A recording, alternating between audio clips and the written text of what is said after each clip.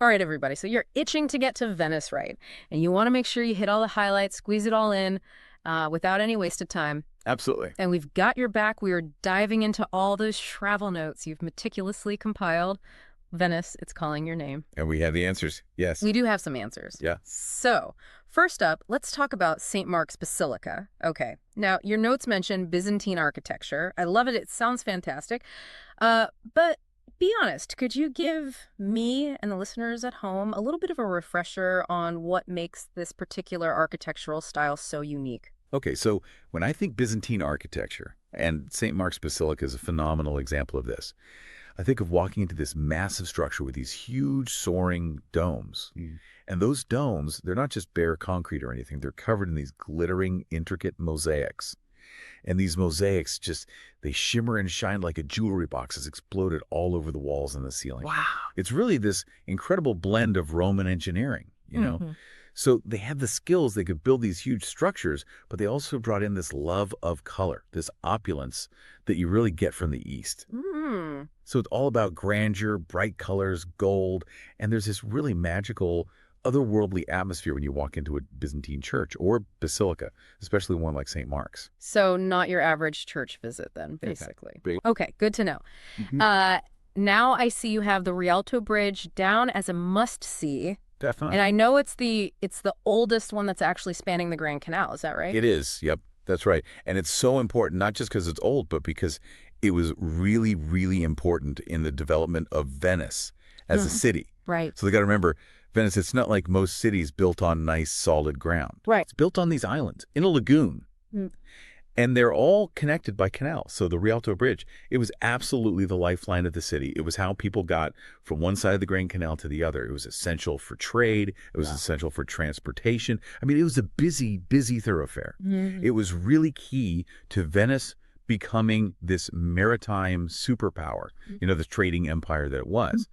And it's not the only bridge, obviously, but it's the oldest, and it's the most iconic for a reason. Right. Because it's symbolic of that control of the waterways, which equals control of trade and power and all of that. It's amazing. A city built on water. I mean, that's phenomenal in and of itself. And that takes us to the Grand Canal. So gondola ride. Tourist trap or an essential Venice experience? Okay, I'm going to be honest with you. It's a little bit of both. Yeah. Let's be real. You are going to be surrounded by other tourists. There's a very good chance you are going to be serenaded. Maybe not very well. But that said, it's one of those things that, yes, it's touristy, but it gives you a completely different perspective on the city. So you're down at water level. You're going under these bridges, some of which are very old. You're seeing the palazzos, these grand houses, all rising up from the water on either side. There's nothing quite like it. Yeah. And you've got to kind of, you know, lean into that, I think. Now I think you've convinced me. Yeah. I'm there. Okay. Doge's Palace is next on our little list here. Right. And you've got in your notes lavish interiors. Okay, you had my attention at Doge's Palace, but lavish interiors. I'm like, give me all the details. What am I going to see in there? Okay, so imagine yourself, right? Yeah. You are the Doge of Venice.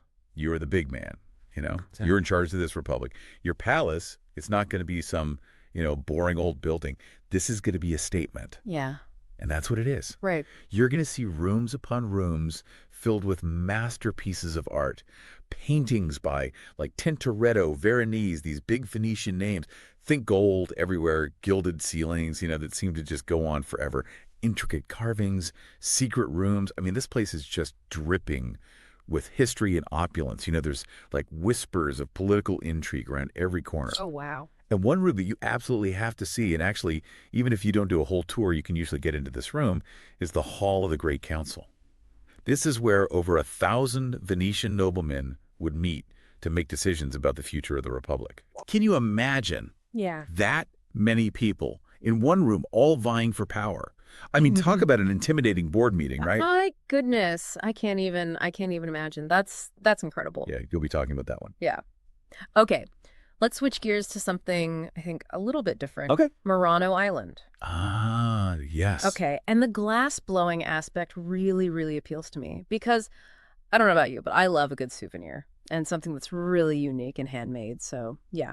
What is it about the glass making in Murano? It's incredible. So glass blowing has been happening on Murano Island for centuries. Yeah. And they really perfected the art there. And you can visit these workshops, these furnaces where they're still doing it, like using the same techniques that they used, hundreds of years ago.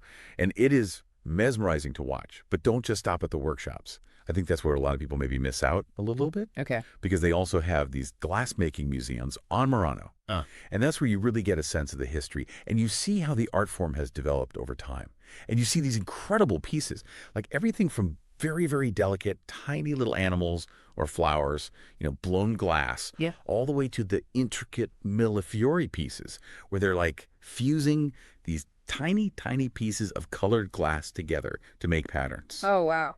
It's amazing. It really is quite something. Now, you've got written down here charming canals as well. Yeah. So would you say that Murano is a little bit of a peaceful escape from Venice proper? It really is. It's still got that Venetian charm, obviously, but it's definitely more laid back, I think. It's the kind of place you can wander down those little canals, find a hidden courtyard, enjoy a glass of wine, and just soak up the atmosphere. It's really lovely. Fantastic. So we have got our 5 must-sees in Venice. We've got iconic landmarks, stunning art, some historical intrigue. We've even got a chance to bring back a very special souvenir or two. Exactly. And just remember, guys, this is a plan. This is a jumping off point, but don't be afraid to explore. That's really, I think, the beauty of Venice. Because you can wander down any one of those little streets and find something totally unexpected and wonderful. And those are often the best memories, right? When you discover something for yourself. Yeah. So have your plan, stick to it loosely, but be open. Be open to the magic of Venice. Love it.